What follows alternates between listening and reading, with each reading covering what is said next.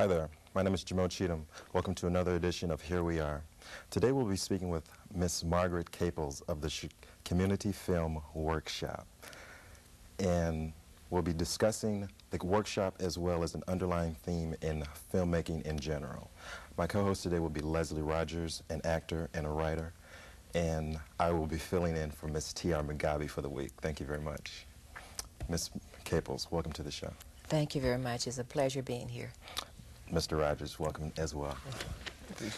Just to jump into it right quick, sure. Ms. Caples, what exactly is the Community Film Workshop? Basically, the Community Film Workshop was started in 1971. It was originally founded by the Community Film Workshop Council of New York. It was there was a proliferation of media arts groups around in the early 60s and 70s. And so it became important that we get minorities and people of color onto movie productions and on theater productions.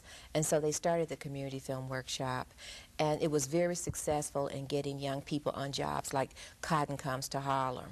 So they decided to set up workshops around the country. They set up 7, and the last workshop they set up was in 1971 here in Chicago, the Community Film Workshop. They came, interviewed. Chicago was such a prime market. It was just a good place, a big resource of people, and there was a thriving film industry here. So when they started the workshop, it was basically to get Afro-Americans trained in film production to get jobs in the industry. We did this by starting a film training program where you come in, you don't have to have any background, and you learn how to make 2 films. One is a voiceover film where you add sound to the film, a soundtrack, and the other is a sync sound project. And we also, in the early 70s, had 2 electronic news workshops where young people, at that time, television studios were training on film. And so that we had 2 of these workshops, and a lot of our graduates that came through the program went on to work in other markets. Some of them are still working at Channel 11, Channel 7 here, and others went to other markets like Buffalo, New Orleans, into smaller markets. But our graduates are working all over the country and on major television shows.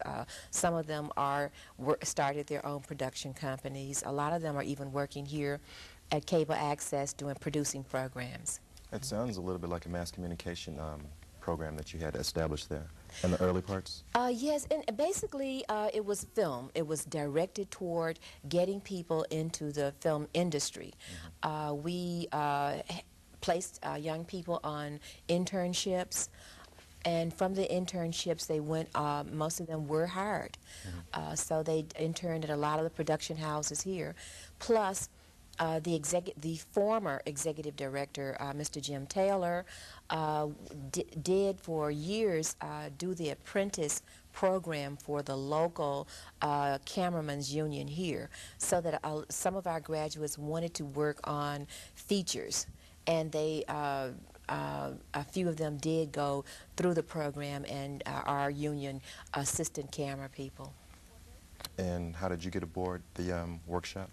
Well, basically, at that time, I was in 1971, I was working for the Board of Education as a school social worker. And I wanted to, I had already learned photography, and I wanted to maybe use filmmaking and working with my groups. So I took the class. Well, I'm not a filmmaker. I have a lot of respect for people who are in this business because it does take a lot of dedication, and I had never stood on my feet so long in my life. So, you know, and it does take a lot of physical dexterity and strength. So I'm not the person to be behind the camera or even to work on a shoot, but I did find my place. I worked as a volunteer on the board of the Community Film Workshop, and one day Jim said, well, I want you to come down and help me. And I said, okay, I'll just come down and work a little while with you. And I've been there now about 14 years. So so I progressed from a student to a board volunteer, and I started just working to help out, and now I'm executive director. So, I wasn't aware that you started as a student at the Community Film Workshop, and now you are the executive director. Right. So you've risen through the ranks. Yeah. I tell people that a lot of times in terms of volunteering, you never know where volunteering is going to take you.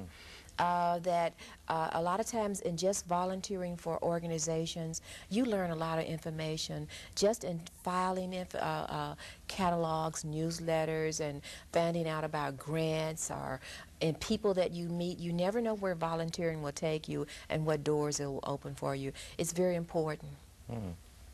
Oh, what roles do the filmmaker play in a society, you think? Well, I really think that in our society, we think we are media conscious.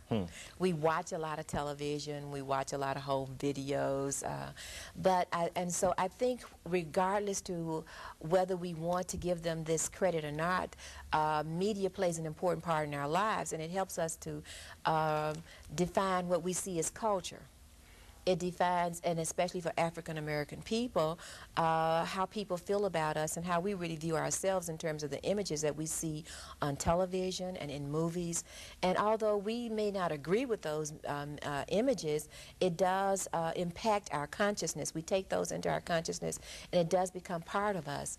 So one of the things about the Community Film Workshop, and which is very, very important, is that it was originally started to help people of color to get into the industry, and also because we know how important it is for people of color, and especially African Americans, to take charge of the images that are out here.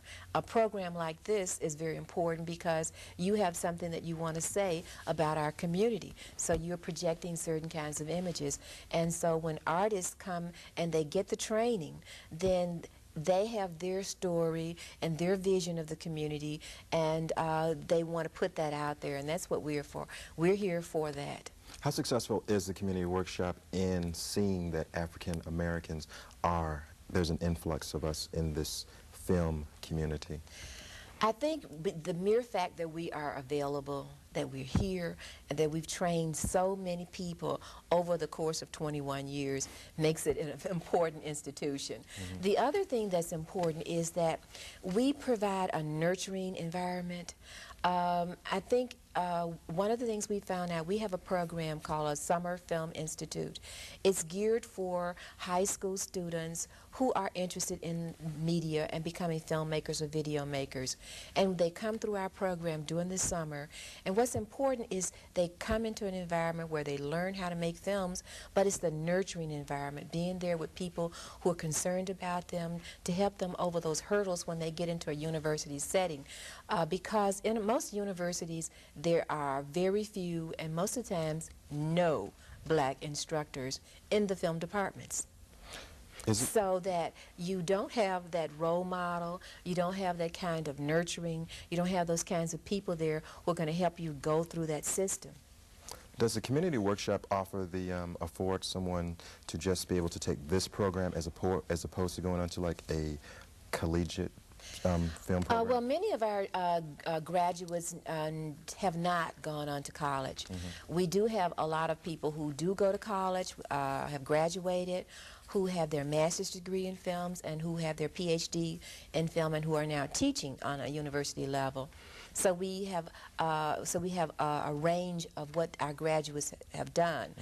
But we are seeing now a lot of people who are in their late 20s and 30s who are saying, I want to go into filmmaking. It's something I want to do. I want to leave real estate. I want to leave what I'm doing and make my own films.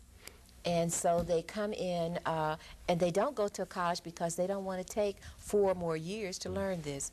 Basically, our course is will cover approximately a year and a half of college training, because you learn the basic cameras, you learn lighting, you learn editing, you do sound, and so you learn all of these classes. These would be individual classes on a college level, but in our program, it's a very intense program. You learn this in one particular class. Mm-hmm. So with this course, it basically teaches you the techniques behind the camera. It doesn't go into writing, production, things like that? Or does it? I'm not sure. In the core 16 millimeter program, production program, you have to write your own story. Right.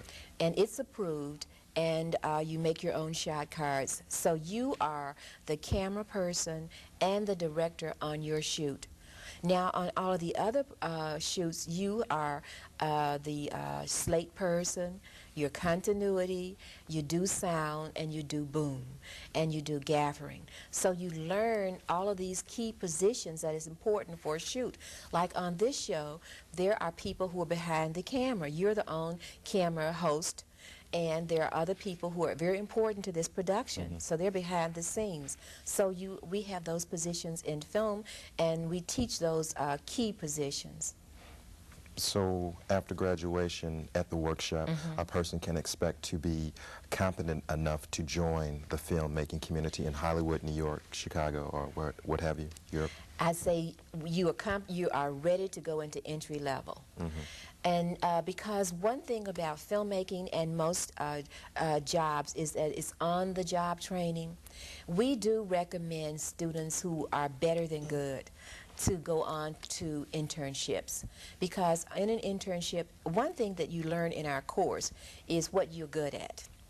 Whether or not you really, some people say, I never want to edit. You know, I know I don't want to edit. And then some people find out what they're really good and what their niche is in filmmaking, and they want to pursue that. And if they are better than good, because we have to be clear that people are serious about going into the industry and serious about their training, and we will recommend them for an internship in that particular area at some agency in the city. And from that, you can work on other independent projects. You can apply for grants for your own independent projects, and learn. You learn by doing in this business.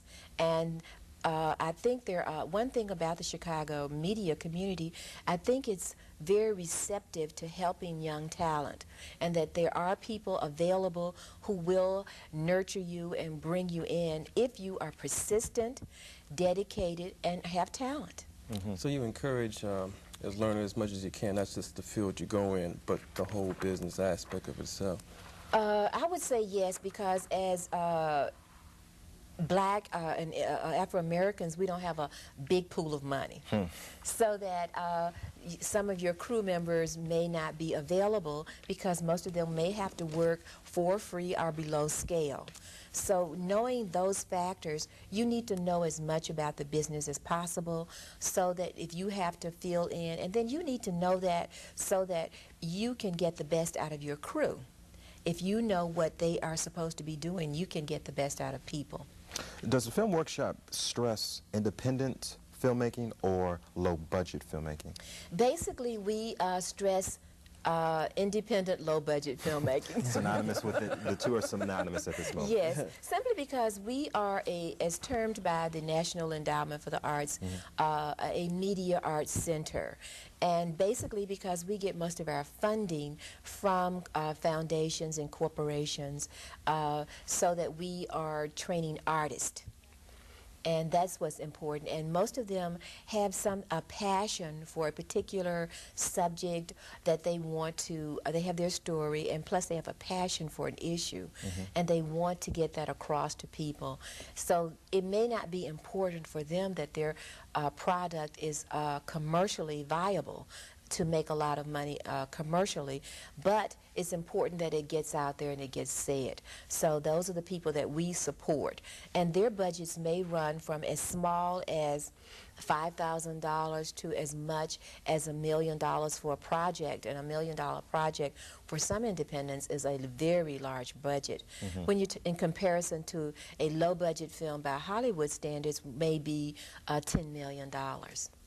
So the hardest part really about the filmmaking is the money, trying to come up with the money for the project. I would say that it is, because this is a very high-cost endeavor.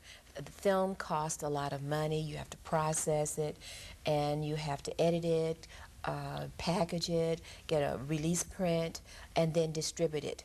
And so, in just talking about just doing that, we've talked about a lot of different jobs that you can have too, because see, other than working on the set, there are jobs in terms of management and distribution that we have to look at also. But I would believe that for independent producers, getting the money is very important. I would say it's important to know that there is money available. Even in this tight economy, there is some money available. I would start locally, because most of the time people want to know, have you been funded by your local arts council? In terms of the Illinois Arts Council, have you received money from the Chicago Department of Cultural Affairs? Those are the first two places. And then there are foundations here in the city, the John D. and Catherine T. MacArthur Foundation, that has been a very big supporter of film projects, the Joyce Foundation, then there's a Crossroad Funds, and those are just local groups. And also at the Community Film Workshop, we have what we call a Build Illinois Filmmakers Grant. And we don't give money. What we do is we give access to equipment where an independent producer can use our cameras, our editing facilities, our lights to do projects. And the grants are for equipment access up to $5,000. So we have tried to at least award 12 projects each year for independents to do smaller projects. And we talk about smaller projects, we're talking about like 10 minutes, 15 to a half an hour projects. Do you think it's better for Africans in the film business now? Well, I think that there are, in terms of commercial filmmaking, that there are more African-American filmmakers around that are getting a lot of play. And most of them are men. And but that says a lot about Hollywood, because see, we are talking about a very male chauvinistic, sexist industry that does discourage women as producers and directors. So I think the reason why we're seeing a lot more, and it's a small number. Let's face it, it is a small number. The African-American males? African-American producers, period, is a small number in comparison with the number of projects that are produced by Hollywood or independent productions in this country. Does the community workshop, do they make a strong differential between commercial films and independent low-budget films, or maybe art house films, things of that nature? Basically, the Community Film Workshop is there to help get people to do small projects. No person should do a project without thinking how they're going to recoup their money, and so that it should make some money. And so we're talking, most of the time when people think of projects making money, they think of blockbuster hits. They don't think that that if you recover your cost and you can pay your crew, and that if you can make some money off of that film is a success. It may not be a blockbuster, but most people, when you do a film project, you should think in terms of it making money. At least that much money. But it's not a main prerogative of your program? No, it's not. Okay. Have you found an upsurge?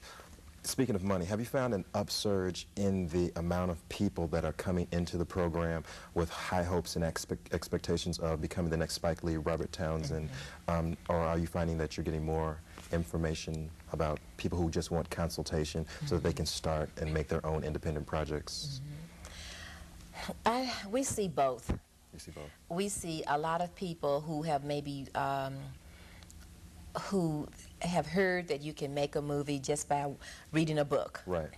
And who come in and think that they can become the next Spike Lee without the training. And I would say that there have been several successes of people who have done that, but that person was smart enough to get people who had training to do the film.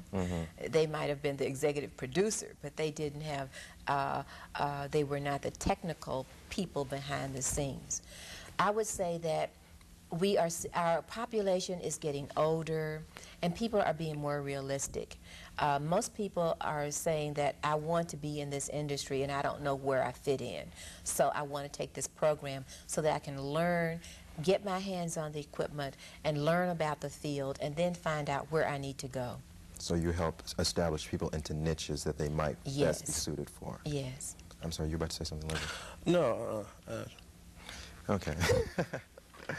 Where do you see the future of the low budget?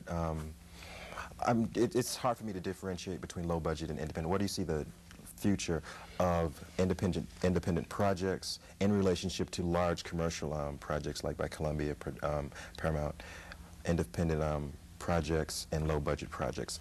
I really think that's important that we have smaller projects, because the media field now is really booming. Internationally, we tend to think of America as one market. But if you really think of the international market, the sky is unlimited in terms of where independent productions can go. And because the rest of the world, most of the world, are people of color, and they are very interested in what is happening with us here in the United States, so that in terms of satellite and broadcasting on cable and satellite internationally, the markets are just open. So it's very open in terms of where people can go if you don't let things limit you. If you don't place limits on yourself and see your project as something that has a wider audience than just the United States or one particular community, I would say that it's unlimited what you can do. So you find that you have to cultivate the minds of your students to not pigeonhole themselves and limit themselves to Hollywood, New York, America, period. Think of the world as your oyster, as your village for viewing your film. High expectation. I think that's true of all independents. I'm on a national board this organization is the National Alliance of Media Arts Centers, and we have 140 institutional members. So it includes a lot of the major universities, AFI, big, large film centers around the country, and including small centers like the Community Film Workshop. And we're seeing that in terms of our artists nationally, that they are beginning to realize that there are other markets. And so I see this as a national trend, just not only locally, but just nationally, in terms of understanding the international implications of media. Just to backtrack a little bit, it seemed like you said that there are certain people in your program that want to bypass both programs, your program, the Community Film Workshop, and college programs, and they just want to start making movies because they've seen the success stories out there, and they've seen the Spike Lees, the Robert Townsends, just to name two that are successful. Once people trivialize the amount of work and skill that goes into filmmaking, is that a really discouraging matter for you in the position that you're in? It's discouraging because that person is wasting a lot of valuable time, you know, and money. You know, simply because you really want to be able to give people the right kind of advice and to really help them, so that why would someone think that you can, Hollywood or someone is going to invest millions, $20 million in your project, and you have never completed a 5-minute piece. You have never done a 30-minute piece. You have never done an hour piece. You have no track record. You have no sample of your work. So that, and why people don't think that it's an art. It's an art form. There's a special the director, the producer, the camera person, they have a reason for every move, everything that they do, and how they how they frame that picture, because film and video is very manipulative. You manipulate your audience with that vision, and so it takes a lot of planning, a lot of pre-production, a lot of thought, and so it's an art. It's just not because you can go and get a camera and hold it in your hand does not make you an artist. So, in other words, basically, you artists more or less. So everybody think about the business more so than the art itself. I would say that a lot of people, because we watch so much television and because we go to the movies, we think it's easy. We think anybody can do it. And you can look at some of the funniest videos and a lot of things and know that there is a difference between art and someone who has a camera. I'm not saying that it's not, if you have that desire and you have a story you want to tell and you really have a passion, you say, I want to be a filmmaker, then pursue that. But get the training, invest in yourself to get the kind of training that will make you an artist, that will make you be able to produce that kind of image that you want and say the message that you want to say. You don't want to do it second rate. You want to give your best, and your best requires that you train and invest in going to schools like the Community Film Workshop, investing in workshops, if you want to learn sound, and sound technicians earn a lot of money. And so that you may need to take a course, so that extra courses to learn about sound. And courses are available at the Community Film Workshop? We do workshops. We do additional weekend workshops and courses, and you can learn what you need to know. Where you really learn filmmaking and any business, anything is on the job. Once you take that technical information and take it out on the set. See, filmmaking is very easy, and I can understand why people think it's easy, because it's basically if you can. But that's why we don't require a college education to take our class. You can, if you have an 8th grade reading level. Notice that in your brochure. Yeah. I'm very surprised. Very surprised. No high school diploma. If you have an 8th grade reading level and you are persistent, you know how to solve problems, because it's the kind of critical thinking to help you do problem solving. That's all filmmaking is. It's how do you solve a problem. I have this problem, now what do I need to do to get this done? And that's what it's about. And if you can do that, you can do filmmaking, but it's a skill that you learn how to do. What lens do I need? I cannot move out of this particular situation. So what lens do I need to use? How do I need to place the character in this frame to get the message that I want to? How do I need to light it? That's problem solving, and that's what you learn. You learn the basics. Then you may, with our other workshops and courses, you learn to put another layer on your skills. But how do you put that into practice? You do it by working on volunteering first, to work on other people's projects.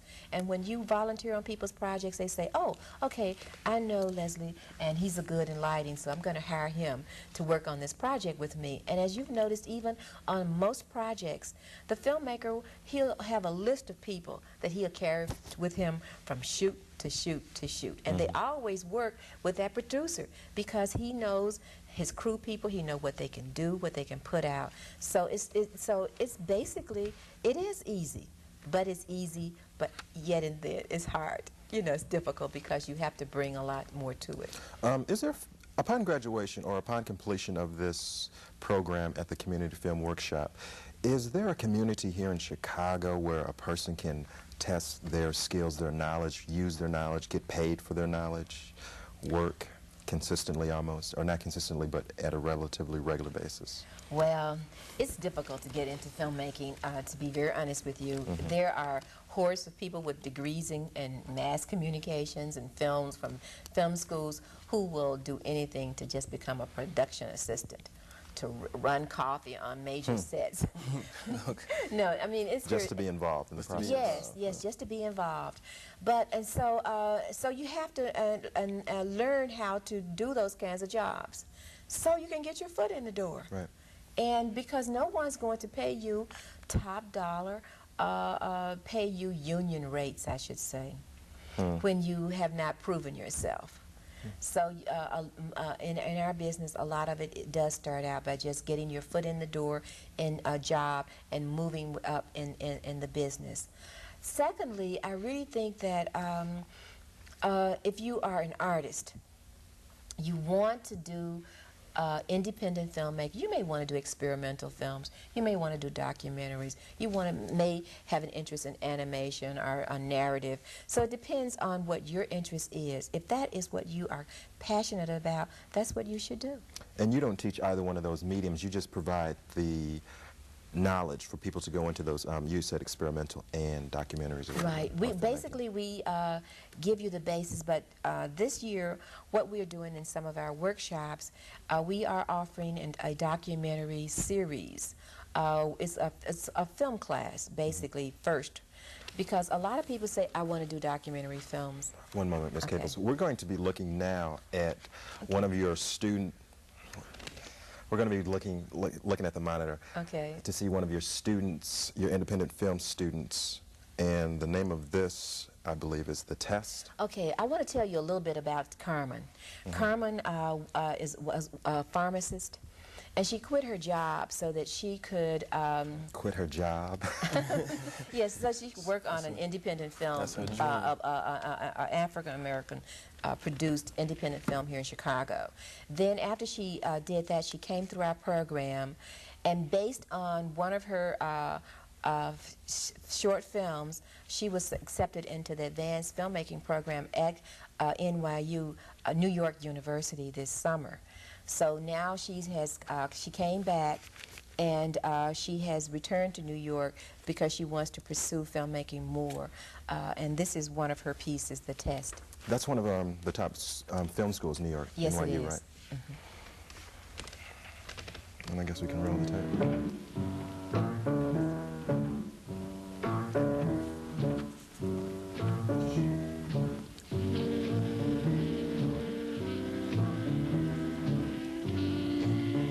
We transferred that here. Hello. It wasn't a good transfer. I'm but here to be tested. Fill out this form and take a seat.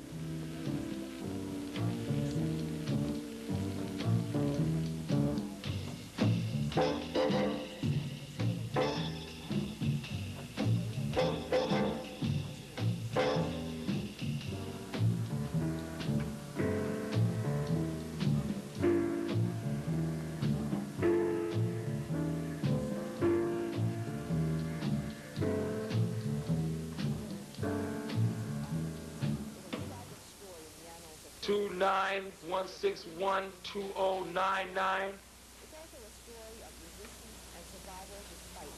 So tell me, why are you here?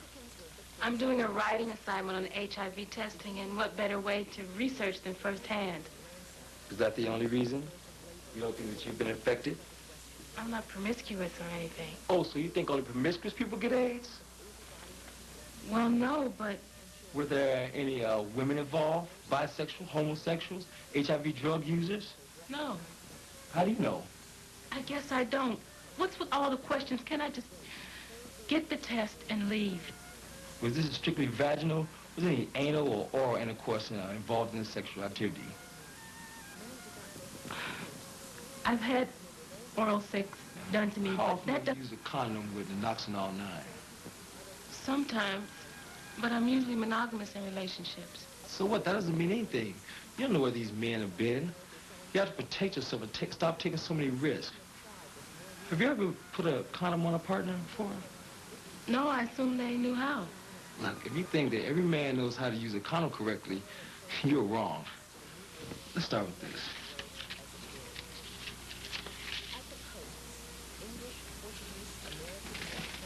Let's see if you know how to put one of these on correctly.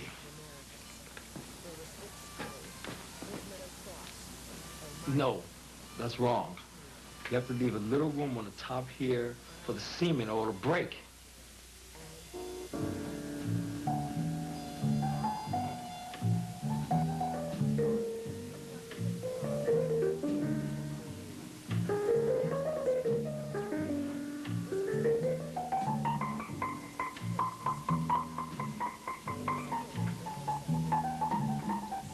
Tell me, what do you expect the results to be?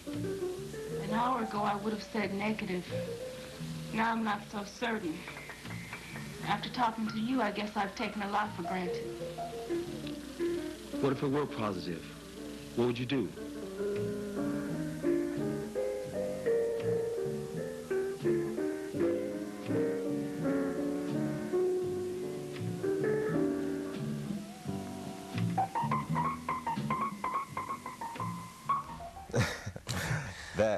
That was That hit home for real. interesting to say the least. There were some elements in that film piece right there alone, elements of music, space, sound, montage, things like that. All that technical training that you learned and based at the workshop? Yes, basically because in order to come through the workshop, you have to go through a 10-week film aesthetic class. That means that and in that class, is film screenings, and the instructor teaches the class geared toward the program. So you learn something about different film genres, camera positions, putting things within the frame. So after that, taking that particular class, you also learn the vocabulary of filmmaking. So we try to teach that before we get into the program, because once you come in the program, it's all technical, it's hands-on. And although the instructor is there to assist you and to help you, we're not there to impose our vision of your film on you. The other thing I'd like to say about this piece is that the soundtrack is much better, but that was a bad transfer. I enjoyed the piece, and How long I did it take only wish that I could have finished watching it.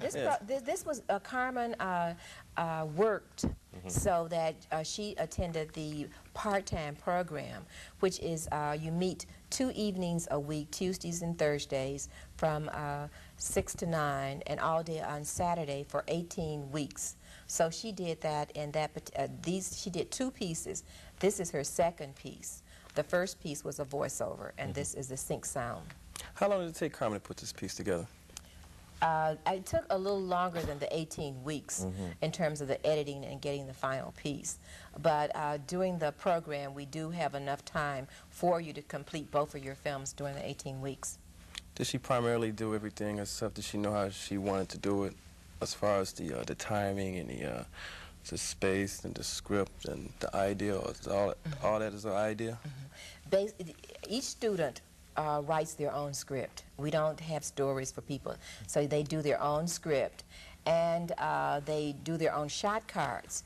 And in the class, we do go through, the instructor goes over the shot cards with each student, but it's basically where the student, who is the director and the producer on their shoot, places the camera.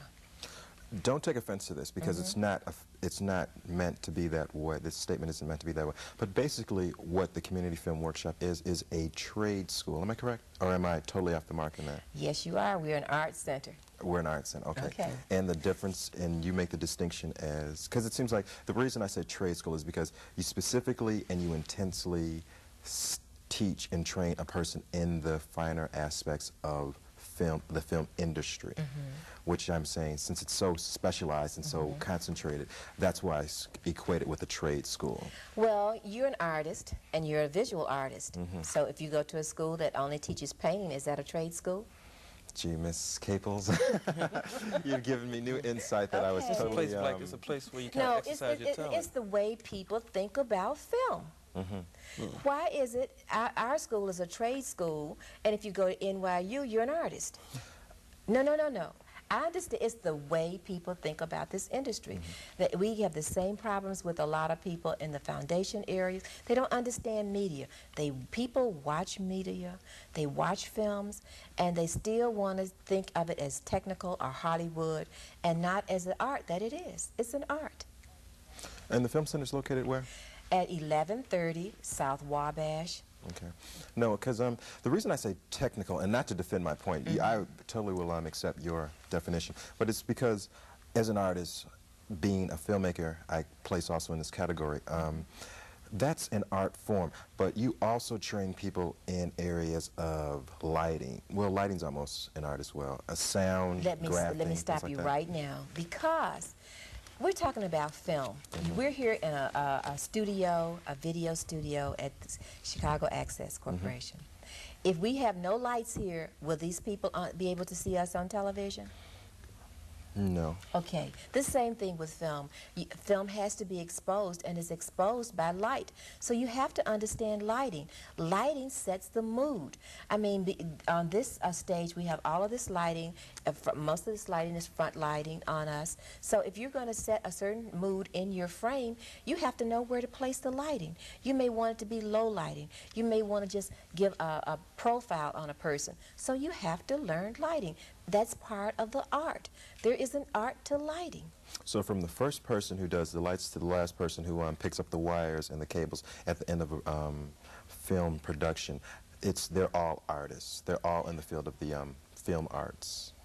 You're just trying to ask me if a gaffer or someone that does wires is an That's artist. what I'm saying, because you do introduce people to areas such as that, correct? Because if you're gonna do lighting, you need to know something about electricity, because you just can't plug it in any place. Well, if you're going to be a painter, you need to know something about chemicals. Thank you. Exactly. So Okay, I so it's part of your trade. We're together, Miss Okay. Kate. Don't hit me or anything. Please don't. Okay. Why did you get involved inside the? Well, I guess you did answer that earlier. Well, I got involved because of I wanted to use this in my social work setting.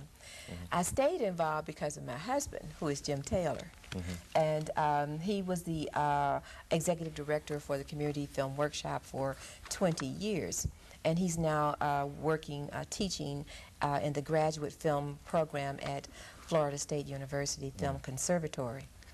But basically, the reason I stay is because it's important that we have an institution like the Community Film Workshop, because where are we going to train people of color to do this? And where are we going to, we need it to be accessible for those people who don't want to go to a university setting, and they need this entry-level kind of training to go into the film, to really become filmmakers. And let's face it, if we want to change the images of how we are perceived by society, that we have to do that. We cannot leave our stories to be interpreted by other people. We need to shoot our own documentaries, our own narratives, our own animations. We need to do that. And where do we get these people? They have to be trained. I'm sorry, that was a question I meant to ask you earlier. Is a person able to learn or study animation at the... No, we don't, but we do have filmmakers who work with animators. In fact, one of our instructors, Vera Davis, is doing a piece, and she's working with an animation artist from the School of the Art Institute who's incorporating the animation in her film. And at the workshop, is there a stress, as far as film is concerned, towards, do you want to get students to experiment in black and white or color film more All so? of our film is color. Color. And the other thing is that it's color negative. Our students learn to conform. They just don't cut the film and paper tape it, or they learn how to conform their original piece of film. Is there a big difference in the cost between the color and black and white? It's I really don't know, since I'm not a filmmaker. That's a You're a director. Yes, I handle the grant writing and the day-to-day operations. I'm not a filmmaker. So it's predominantly all color. The reason we do color negative is because it's pretty. We want students to learn about, and we want students to really learn to conform. We have students who do come to us from other programs who have never conformed their film. So we do teach that. I don't mean to go directly into that, but you keep using this word conform. That means? That means when you edit a piece, just like you do video editing, well, in film you edit your original, not a work print. That's when you conform. Okay. Is there a female style versus a male style in filmmaking? Oh boy, I would say no. I would say that both male and females bring their unique perspective to films. and we can see that in just mainstream films tend to be very male-dominated. In fact, in terms of films that are now popular, it's the male-dominated action films that are very prevalent today. And I think women bring a different perspective to filmmaking in terms of not only the role of women in the film, but the role of men and how they blend. And so I do think that there is a different sensitivity. Do you find that, I don't know, are you capable of answering this question? Are women of color finding more respect and accessibility and acceptability in this marketplace, the filmmaking marketplace?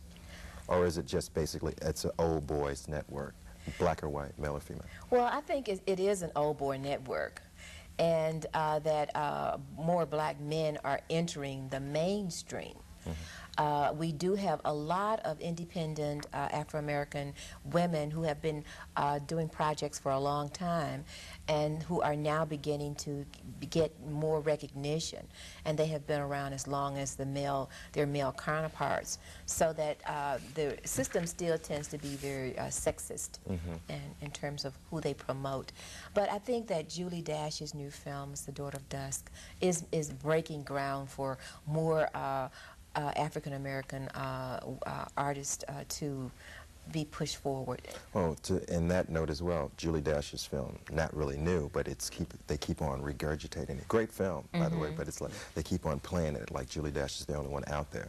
And I'm just, there are other artists, Deborah Robinson, and here locally, there's Michelle Crenshaw, one of our graduates from the Community Film Workshop. Catherine Nero is about to do her second independent project. So there are women who are doing projects.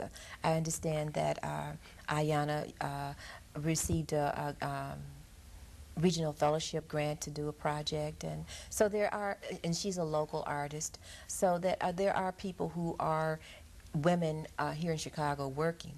Speaking of projects, excuse me, we're going to go to another film students, I guess, from the workshop. This is outlined by Stephen Winters. Stephen came to us as a student from the School of the Art Institute. It's basically an experimental school, and he wanted to have more technical grounding in filmmaking. So he came to us as a student, did this piece, and he worked with us for a year after graduating as a film history instructor. And now he's received a scholarship, and he's at NYU getting his master's. So he's an older gentleman? No, he's 21. But he's an 22, instructor? 22. He's an 22. instructor? He was, after he graduated from the School of the Art Institute, he taught film history at our class, at the workshop, yes.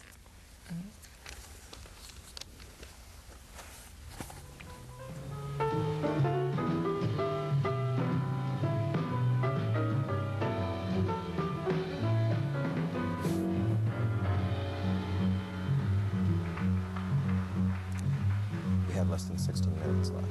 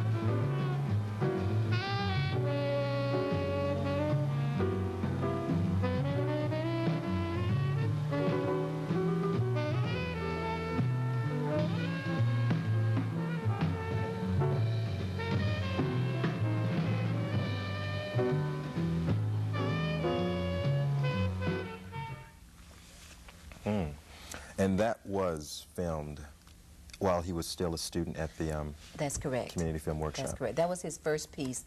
That's a voiceover piece. Okay. Sound added.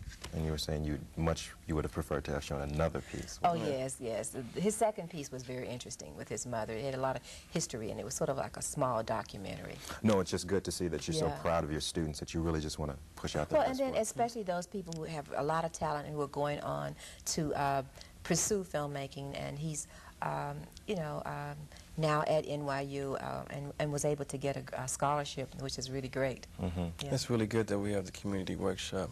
Thank It you. really is. Thank you. How long did he take? How long did it take him to come up with that piece? Basically, since it's the first, that's the first project everyone does.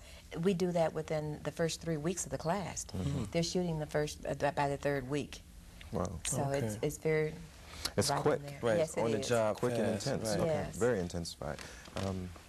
Which is why I had the misconception that it was a trade school. But heck, I'm sorry, not to do it.